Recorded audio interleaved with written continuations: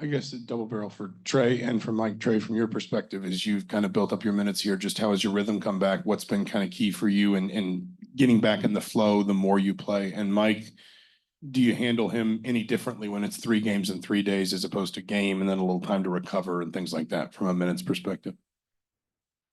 I would say, just I think just every day, just seeing how it feels, and keep progressing every day. And I mean, practicing, getting ready. I mean, obviously, 3 games in 3 days is a lot for anybody. So just staying prepared and staying ready to feel my body out. But I think my minutes have increased throughout the games and stuff. Just kind of seeing how it goes and seeing how it reacts. But other than that, I feel good.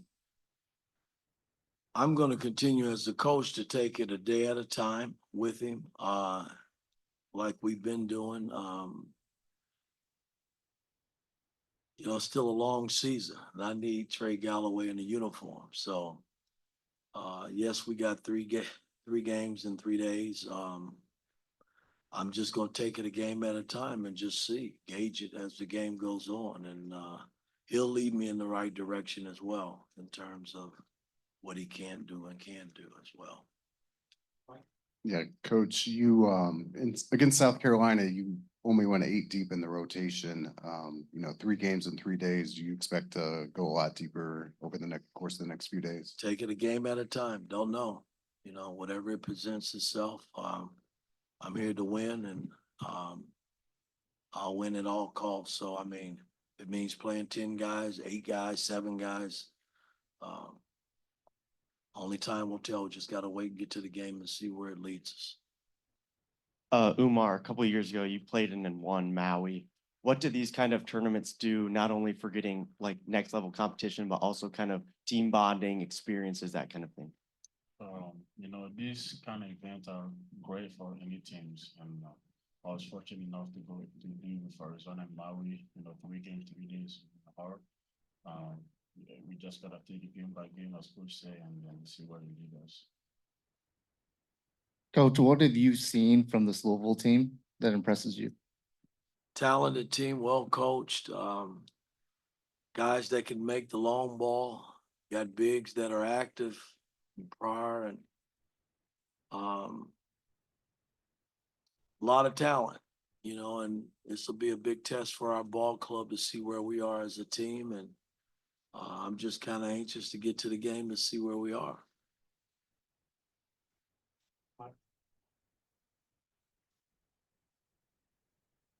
Yeah, Coach, after the last game, you seem pretty frustrated with the effort that your team put out, and you've had a week with them since. Do you think you feel like you've been able to kind of get across what needs to change here this week to have a good outcome? I call it coaching. At the end of the day, I thought our intentions in our last game were fantastic. We came out with a great start, 19 to, I believe it was 3, and then we dropped the rope a little bit and let them back in the game. But the beauty about all games and when you play is how you respond. And we didn't panic. We did what we had to do to secure the win. Yes, I would have liked for us to have played better as we started the game, throughout the game, and all the way through the game. But we didn't do that. And it's something that we can all learn from, and by watching film and taking practice each time we step out on that floor to make sure that something like this doesn't happen again. But you just never know until you play the games. Yes, Mike, also just checking in on Gabe and Ja'Kai. Obviously been sidelined for a couple games. Doesn't seem like it's anything serious, but do you anticipate having either of them back for this week?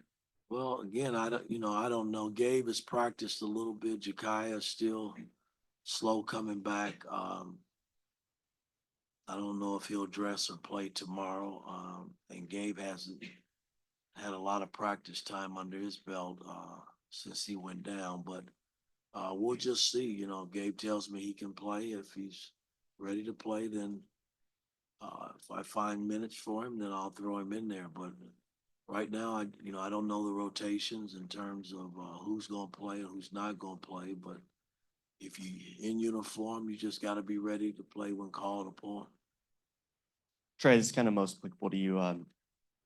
Gonzaga's Caleb Battle had some experience, spoke on differences in like lighting, balls, venue for kind of the shooting and stuff. Have you guys had a chance to kind of get around, get a feel for what it's going to be like to play in this kind of setting? Yeah, I mean, we got a lot of shots up earlier. So I think anywhere you go and anywhere you play, it's all about shooting with confidence, and that's what we got to do.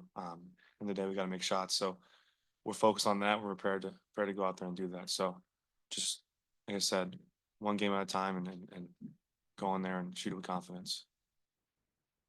Trey, I wanted to ask you about Miles Rice. I mean, he's the new factor on this team, kind of seems from outwardly to really change the way you guys play and kind of makes everything a little bit easier for everybody else. From your perspective, being in this program for a long time, what's different having Miles on the court? Yeah, he's been great. Just coming in, he changes the games in so many ways with his speed, and is a big factor on offense and defense. He can speed up the ball on defense as well, but offensively he can push the pace, and we can get out and run. That's what we want to do, is push that pace and be able to get up and down. So he's done a great job of that so far. We got to continue for him to keep leading us with that in that direction, and keep helping us get better. Yeah. Oumar, good to see you. I'm Bruce from Arizona. I cover Arizona. I was wondering, Oumar, your adjustment so far, how has that gone in Indiana? And Coach Woodson, about, if you could just kind of address how it's gone so far with him on this team. It's been really good, the coaching staff, managers, my teammates, they all helped me to adapt, and it's been fun so far. So I'm grateful. I'm glad I'm here. Sorry, Zach. No, it's he's been everything that I thought, when we were recruiting him and going through the process. We're a well-mannered young man that works, very coachable.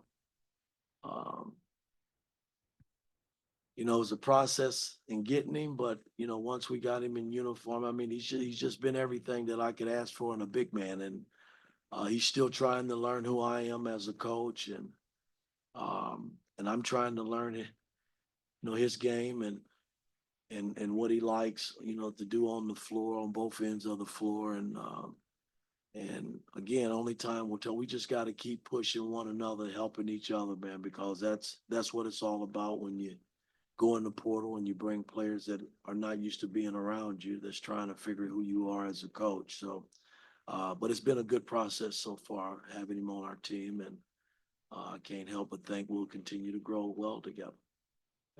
I guess to follow up on that, Trey and Mike, just obviously Oumar's rebounding numbers are really good, but also his defensive presence. Teams aren't really challenging you guys a lot at the rim. They're shooting really poorly on twos. Just how much of a difference does he make? Does his presence make defensively, whether it's contesting, rebounding, or maybe even just, kind of discouraging offenses from even going inside? No, it's huge. I mean, you think over the last 3 years, I mean, we've had that with Ware, we had it with Trace Jackson, and now we got it with Big Ballo, and it cleans up a lot of mistakes from a defensive standpoint that we might have around him. And we don't like putting all the pressure on him to get all the rebounds and block shots and plug the hole, but that's what I expect big guys to do, and that was the whole reason for bringing him over, and I think he's responded really well for us. Mike, so far this season, Louisville has kind of like to throw different looks in terms of going smaller, playing with bigs that like to stretch the floor. Do you think you're just going to stick with kind of your bigger lineup with Ballo and Renew for No, I mean, we've mixed it up a little bit, in the 4 games that we've played. We've gone small some, not a lot of big minutes, but I think we're capable of playing small if we have to. But having Ballo and Malik, that's a problem for our opponents as well. They got to match up to us, as well too. So we just got to see how the game goes and see where it leads us. One question from the Zoom.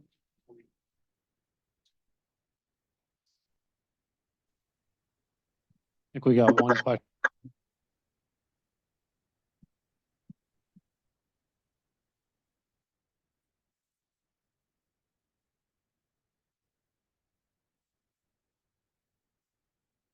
I think your mic is muted there. Hello? Yeah, go ahead. Sorry about that, Coach Woodson. Coach, I have a two-part question for you. How important to you is it for coaches to be coachable? And what kind of difficulties do you see Chucky Hepburn presenting to you guys? Well, we're familiar with Chucky based on where he came from in the Big Ten, and he's, he played extremely there, and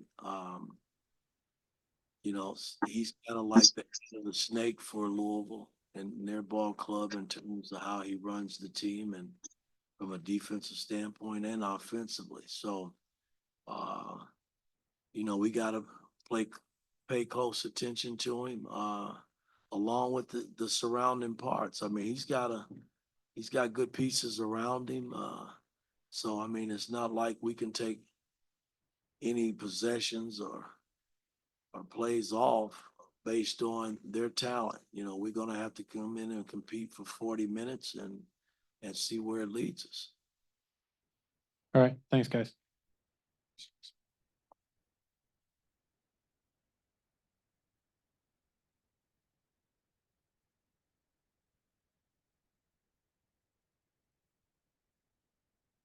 Hello, sports fans. Jim Coyle with Indiana Sports Beat Radio. Thank you for stopping by our YouTube channel. Make sure to hit the subscribe and notifications toggle so you never miss a thing. All of our content up here every day. Looking forward to it. Thank you, and we'll see you on the radio.